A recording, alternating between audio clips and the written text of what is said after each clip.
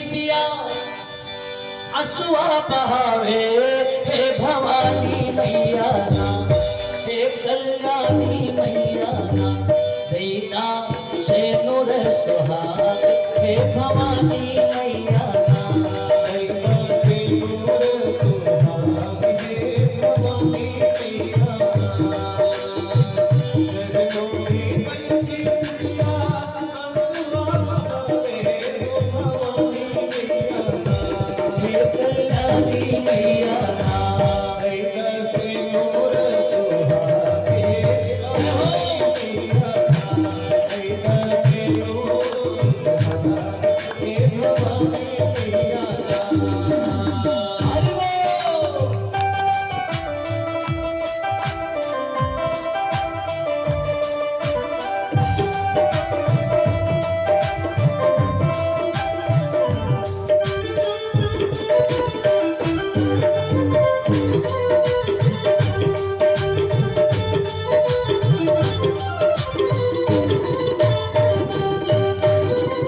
भैया लाल लाल चुनरी चढ़ोई कोटरा, लाल लाल चुनरी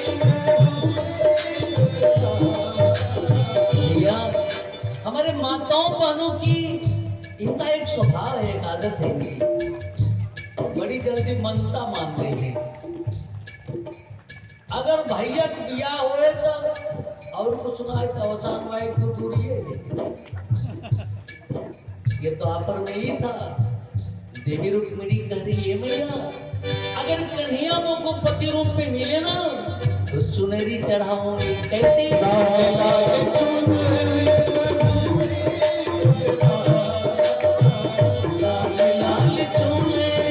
चढ़ोई कोटरा, हे भवानी मैया ना, हे कल्याणी मैया ना, दैना से नूर सुहाग, हे भवानी मैया, नूर काला संकट भाग, हे भवानी मैया ना, जननी में बैठी बिटिया,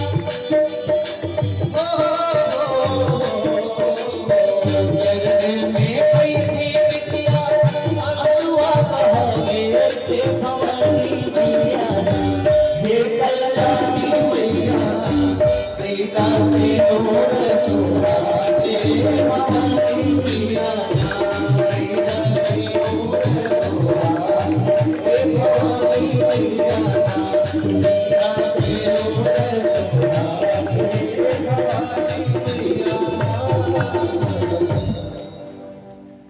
भगवती ने पुनः आशीर्वाद दिया, देवी वो तो मैं लेने आया है। और रुक्मिणी जी जब मंदिर से बाहर निकलूं तो देखा कि मंदिर को चारों तरफ से सैनिकों ने घेरा है, पहचानूं कैसे हमारे कन्हैया कौन है। और जब ठाकुर जी से आंखें चार हुई थी सारों में ही द्वारिकाधीश ने कहा देवी जी इधर ही आओ, हाथ पकड़ा, रथ पर चढ़ाया और 1 2 3 जब कन्हैया चले गए रुक्मिणी जी को साथ लेकर के तब लोगों की तंत्रा भंग हुई। पूछा हम यहाँ क्यों आए हैं? सखियों ने कहा दुल्हन तो गई। अरे रुक्मिणी को संदेश मिला कि कृष्ण ने हरण कर लिया रुक्मिणी का, प्रत्येक क्या कर उठा। अगर मैंने कृष्ण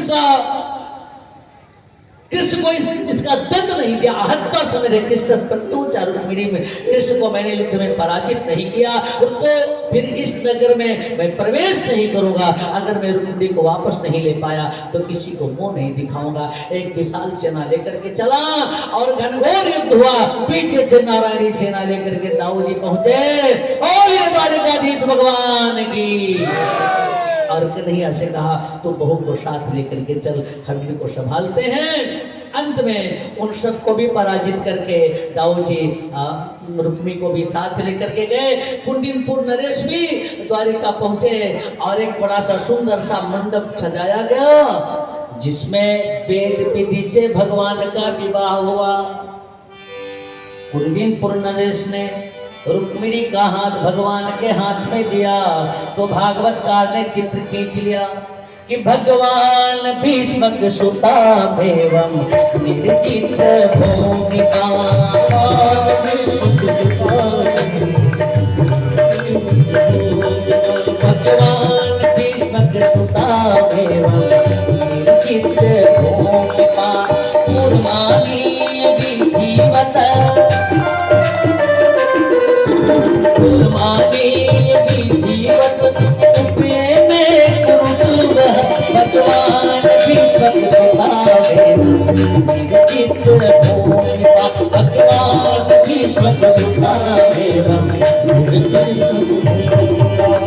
बोलिए लक्ष्मी नारायण भगवान की। और जब विवाह मंडप में हमारे ठाकुर जी विवाह के लिए बैठे तो वेद पाठ कौन करे? स्वयं ब्रह्मा बाबा ही आ गए वेद पाठ करने के लिए पंडित जी के वेश में। और देख रहा अल्पवेशी जिसके मनीषा की छाप इस पूरे क्षेत्र को गौरवान्वित कर रही है, ऐसे अबंधुवेशी कन्हैया और रुक्मिणी जी के विग्रह के साथ यहाँ उपस्थित हैं। शायद इस उत्सव के प्रधान संचालक भैया नरसिंह जी भगवान के विवाह का कन्यादान का ये लाभ लेना चाहते हैं। तो ये तो बहुत बड़ी बात है कि श्री जी को बेटी बनाकर, स्वयं लक्ष्मी को बेटी बनाकर भगवान का और श्री जी का पाद पछाड़ने का सौभाग्य बहुत कम लोगों को मिलता है। और ये आज आपको मिल रहा है, आप भाग्यशाली हैं। तो और भी जो लोग यह लाभ लेना चाहें, कोई वंचित, मैं किसी को वंचित नहीं करना चाहता, निवेदन करो। समय संकेत कर रहा है, समय का संकोच तो है, लेकिन ये लाभ, ये क्षण जीवन में बहुत कम आता है। तो आप लोग ये लाभ लें। और आचार्य जी से आग्रह करूंगा कि समय को ध्यान में रखते हुए भगवान के विवाह की क्रिया संपन्न कराएं। बोलिए द्वारिकाधीश भगवान की।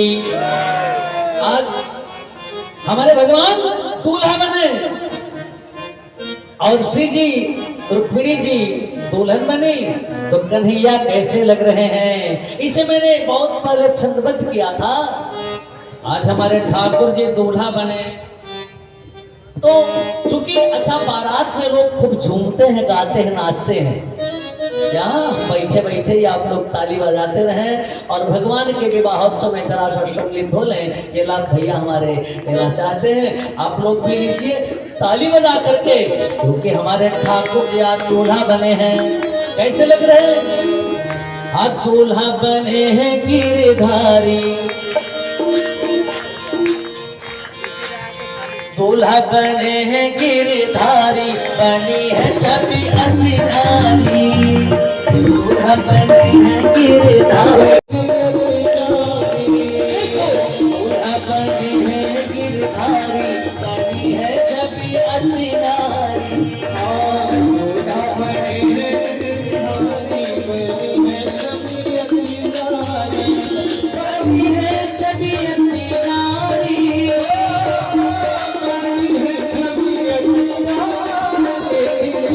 बने हैं गिरधारी, बनी है छवि अंधारी, बनी है छवि अंधारी।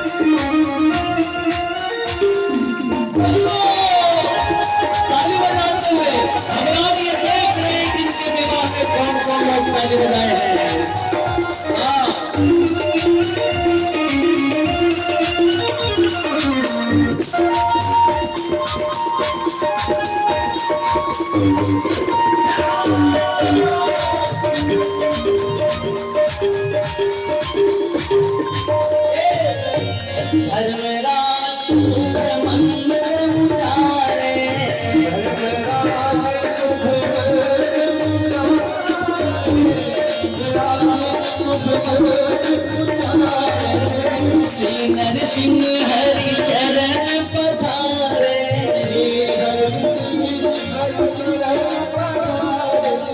धर्मराज शुभ मंत्र उचारे,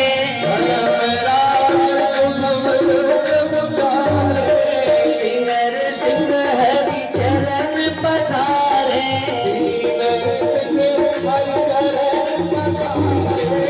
भूमितारी पासारी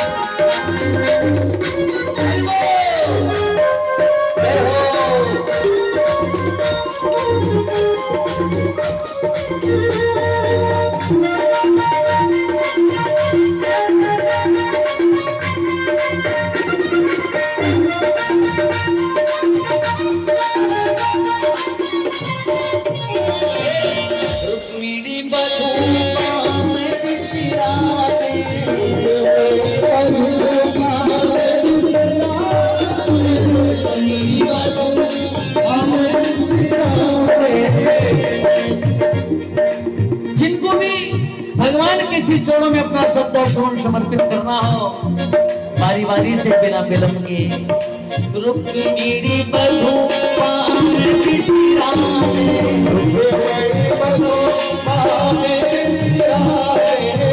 दक्षिण मह सुख धाम विराजे,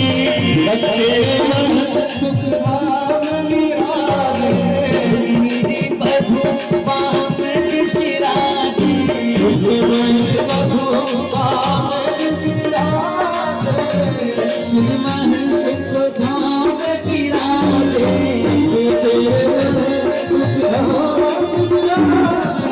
लागे मूर्ति अति प्यारी, लागे मूर्ति अति प्यारी, बनी है छवि अति नारी,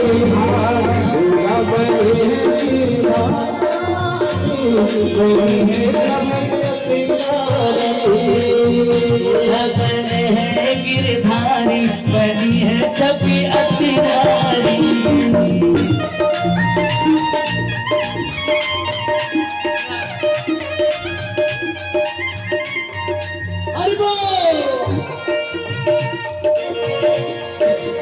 सरकार द्वारा बने हैं,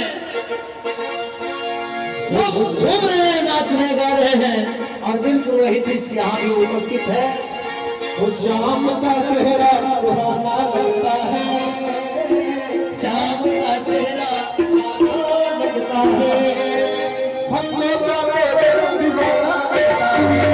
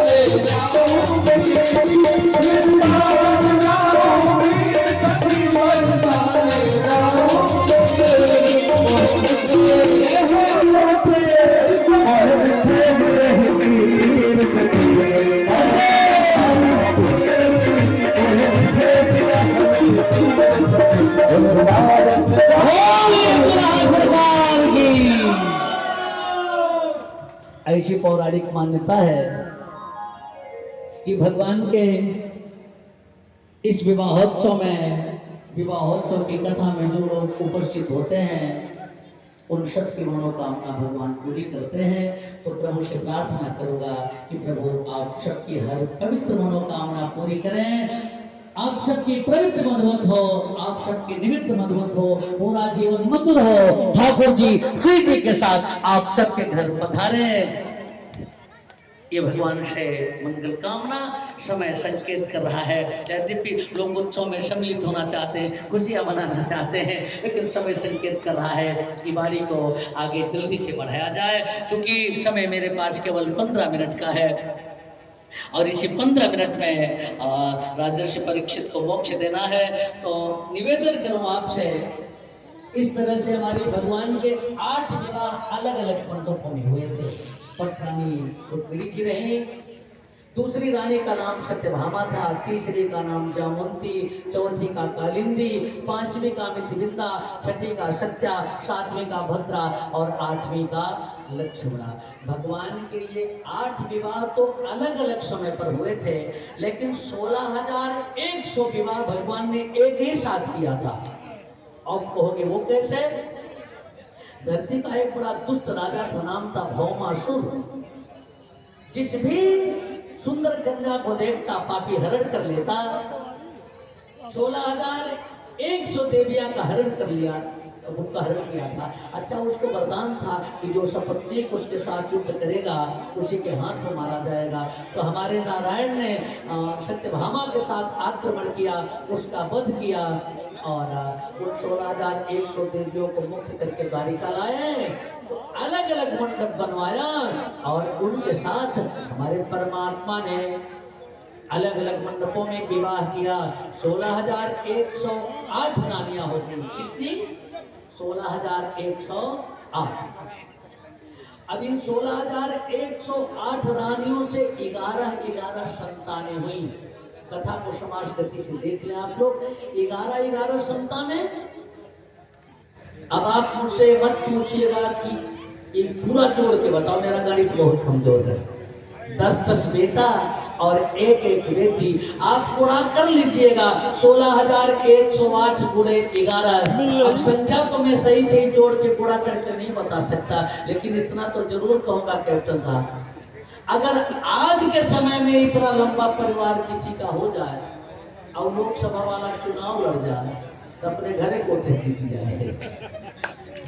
इतना बड़ा भगवान का परिवार। आप सोचोगे ये सुखी कैसे? कभी कभी लोग कहते हैं कि छोटा परिवार सुखी परिवार। तो सुख वहां नहीं है जो परिवार छोटा है, सुख वहां है जहां संपत्ति है। और संपत्ति कहाँ है? जहां सुमति तह संपत्ति नाना।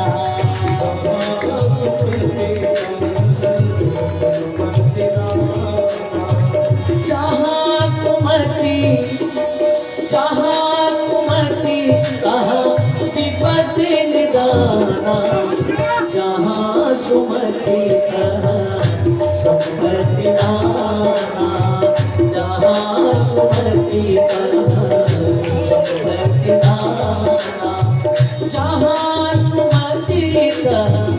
संपत्ति नाना। और जहाँ संपत्ति होती है वहाँ सुख होता है। तो आगंतुक भी, आने वाले अतिथि भी बढ़िया, उनको भी नाश्ता मिलता है और बढ़िया भोजन प्रसाद मिलता है, अच्छा स्वागत सत्कार होता है, मित्र भी प्रसन्न रहते हैं। शास्त्र में वर्णन आता है, हमारे भगवान के एक मित्र थे, ब्राह्मण मित्र। नाम तो संहिता में नहीं है, लेकिन 5 विशेषणों से नवाजा गया है। अच्छा, नाम आप लोग जानते हैं भगवान के ब्राह्मण मित्र का नाम? हाँ, सुदामा। बता रही बेटियां। लेकिन सुदामा की जो छवि आपके मनोमस्तिष्क में बैठी है, सुदामा वैसे नहीं थे। नरोत्तम दास जी महाराज ने कहा कि सुदामा दरिद्र थे। अच्छा, दरिद्र किसे कहते हैं पता है? जिसके पास पैसा कौड़ी नहीं है वही दरिद्र है। कहते हैं दरिद्र नारायण है? नहीं, जिसके पास पैसा नहीं है वह दरिद्र नहीं है। कोवादरिद्रो उपनिषद कहता है कि विशाल तिसरा, जिसकी तिसरा विशाल है, माने तिजोरी भरी हो लेकिन बटोरने के चक्कर में पड़ा हो, दुनिया को लूट रहा हो, वो दरिद्र है। और सुदामा दरिद्र नहीं थे। सुदामा का चित्र खींचा शास्त्रकार ने, कृष्ण चाचे सखा कश्यप ब्राह्मणो ब्रह्मवित्तम विरक्त इंद्रियार्थेषु प्रशांतात्मा जितेन्द्रिय। कृष्ण चाचित सखा कश्यप, पांच विशेषण छे भगवान का सखा कहा, ब्राह्मण कहा, ब्रह्मवेत्ता कहा, विरक्त इंद्रियार्थेषु, जो इंद्रियों के अर्थ से विरक्त है, प्रशांत आत्मा है, जितेंद्र है, माने विशेषण माला की तरह ला करके सुदामा को पहना दिया गया है।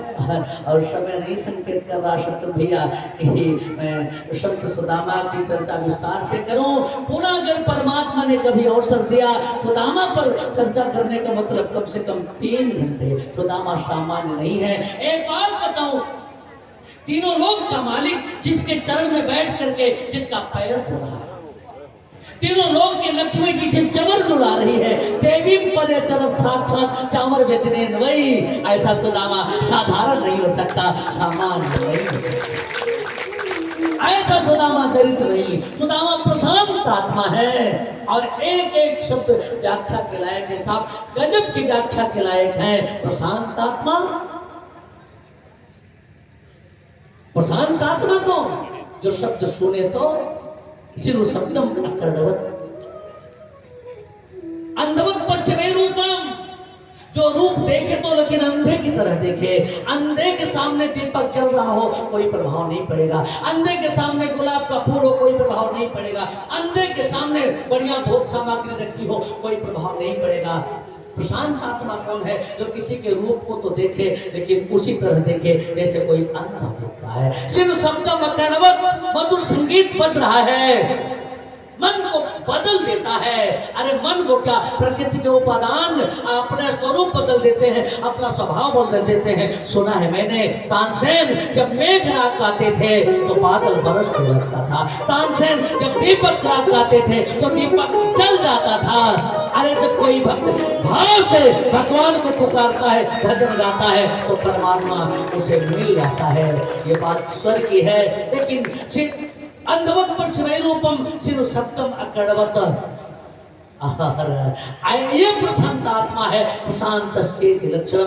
तो एक एक शब्द व्याख्या के लायक है। पुनः कभी अवसर मिला तो हम इन बिंदुओं पर चर्चा करेंगे। लेकिन आप जानते हैं तीनों लोक का मालिक सुदामा के चरण में बैठ करके सुदामा के चरण पखार रहा है। सुदामा ऐसे हैं, ब्राह्मण याचक नहीं होता, ब्राह्मण दरिद्र नहीं होता, ब्राह्मण ने दिया नहीं है, लिया है।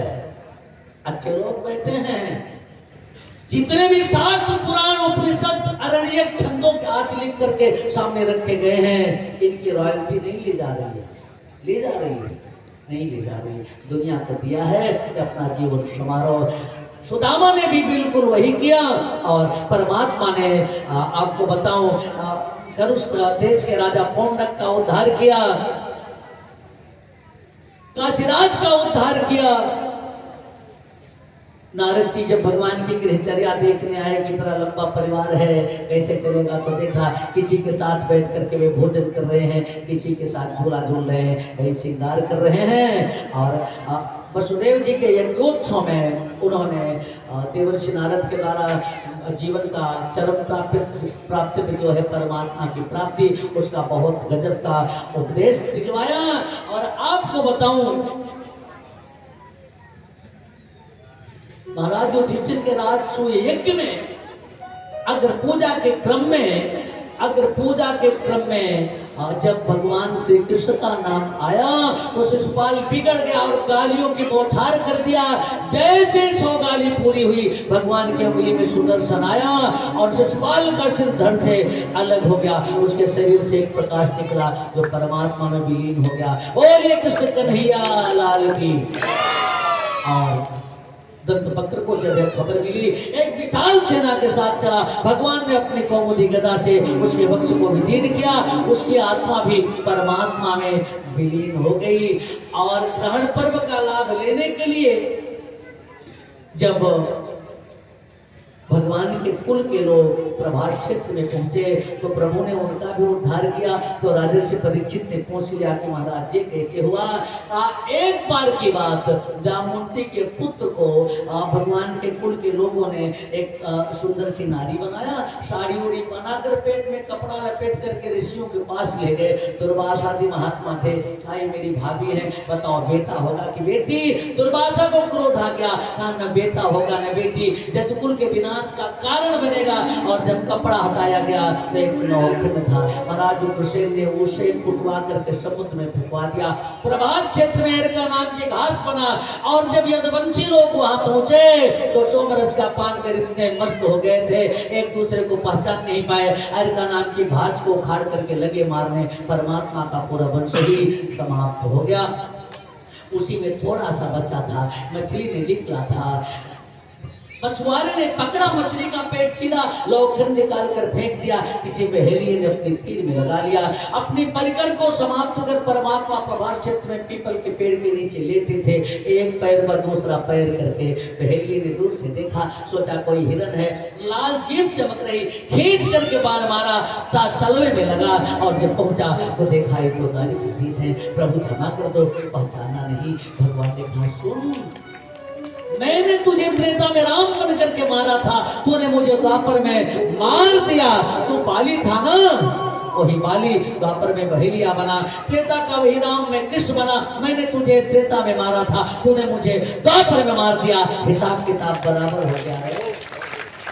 और दुनिया को बता भी दिया, ए दुनिया के लोगों, कर्म के बंधन से परमात्मा भी मुक्त नहीं हो सकता, नहीं मुक्त हो सकता।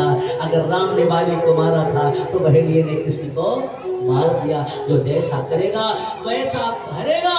परीक्षित इसलिए बहुत सोच समझ करके कर्म करना चाहिए। उसके बाद क्या हुआ प्रभु, उसके बाद उद्धव जी आए, उनको ज्ञानोपदेश करके भगवान ने कहा उद्धव कहा आज के पहले जब जब भी मैं धरती पर आया, ध्यान दे कथा का उपसंहार, तो आवर से पहले जब जब भी भगवान धरती पर आए अपनी लीला का स्मरण कर चले गए, लेकिन भगवान कहते हैं अब की बार मैं नहीं जाऊंगा। उद्धव जी ने कहा प्रभु कहाँ रहोगे, आप देख लो। भगवान जहां लेटे थे तेज प्रकाश हुआ और प्रकाश धीरे धीरे जब सिमटने लगा तो सबने देखा एक भागवत की पोथी दिखाई दी। उसी भागवत की पोथी में सारा प्रकाश समा गया। ओ ये भागवत भगवान की, माने भगवान प्रकाश बन करके भागवत में समा गए। भागवत पूरी। परीक्षित ने कहा गुरु जी भागवत पूरी हुई, आप जाओ और मुझको भी तक्षक डसेगा, क्योंकि ब्राह्मण बालक का साथ झूठा नहीं हो सकता, मैं भी मरूंगा। सुखदेव भगवान ने कहा एक कथा छूट रही, सुना कर जाऊंगा। कहा वो क्या, एक राजा शिकार खेलने गया, शाम हो गई, एक कुटिया के पास पहुंचा, एक बाबा थे, कहा बाबा उठने दो। कहा नहीं। क्यों? जिसे भी रात भर विश्राम दे देता हूँ, सुबह कुटिया छोड़ता ही नहीं। कहा मैं चला जाऊंगा। लेकिन जब सुबह हुई, बाबा ने कहा कुटिया खाली करो, तो उस राजा ने कहा कि मेरा घर नहीं छोड़ूंगा। परीक्षित ने कहा इतना बेईमान राजा, ये कौन था गुरु जी? अरे कहा तुम ही तो हो। तो क्या मैंने किसकी कुटिया कब जाती है? भाई शरीरिया क्या है, कुटिया ही तो है। तुम हो कौन, पहचानो अपने आप को। कह रहे हो कि सांप काटेगा तुम मरोगे, अरे मरता शरीर है, आत्मा नहीं मरती। तुम शरीर नहीं, तुम आत्मा हो। तुम आत्मा। नैनम छिन्नम की संस्थानी नैनम दहति पावका नैनम क्लेद्यं तापो ना शोर से मारुता। अरे मरने की बात करते हो, नायम हंति न हन्यते। पहचानो अपने आप को। परीक्षित को उनके स्वरूप से परिचित करा दिया। सुखदेव भगवान चले, उधर तक्षक भी कच्छप नाम के ब्राह्मण के रूप में पहुंचा। परीक्षित ने पद्मासन लगाया, रेचक कुंभक पूरक के द्वारा श्वासों को नियंत्रित किया। अधोमुखी कुंडली ऊर्ध्वमुखी हुई, खटचक्रों को भेदती हुई धीरे धीरे ऊपर बढ़ी। मूलाधार से स्वादिष्ठान, स्वादिष्ठान से मणिपुर, मणिपुर से अनाहत, अनाहत से विशुद्धि, विशुद्धि से आज्ञा, आज्ञा से सहस्रार चक्र पे पहुंची। सार्धदल कमल फटा, आत्मा निकली और तक्षक ने डस लिया। लेकिन तक्षक के डसने से पहले परीक्षित भागवत भगवान की कृपा से अपनी आत्मा को निकाल चुके थे। अगर तक्षक के डसने पर मरते तो आत्मा प्रेत योनि को प्राप्त होती। अब आत्मा वहां गई जहां से कोई लौट करके नहीं आता। यद गत्वा न निवर्तन्ते, वह वो स्थान कौन है? भगवान कह रहे हैं तद्धाम परमम मम, वो मेरा धाम। और परीक्षित को भगवान का धाम कैसे मिला? भागवत भगवान की कृपा से। अगर परीक्षित जी ने भागवत की कथा नहीं सुनी होती तो शायद ऐसा संभव नहीं था। मेरे भाई बहन, भागवत की कथा मारने के लिए नहीं है, भागवत की कथा तारने के लिए है। जो भागवत की कथा सुनता है वह मरता नहीं है, वह तरता है। आप कहोगे मरने और तरने में अंतर क्या है? बहुत बड़ा अंतर है। जो मरता है वो लौट करके फिर से संसार में आता है। जातस्य ही ध्रुव मृत्यु ध्रुवम जन्म मृतस्य, लेकिन जो तरता है वह यद गत्वा न निवर्तन्ते, वह वहां जाता है जहां से कोई लौट करके नहीं आता। वह जगह कौन सी? भगवान कहते हैं तद्धाम परमम मम, वह मेरा धाम है। और आपने ऐसी भागवत की कथा सुनी है जो भगवान का धाम देने वाली है, जो तारने वाली है। सौजन्य रहा भैया नरसिंह तिवारी जी का, आपके परिवार परित्र का भैया नेता।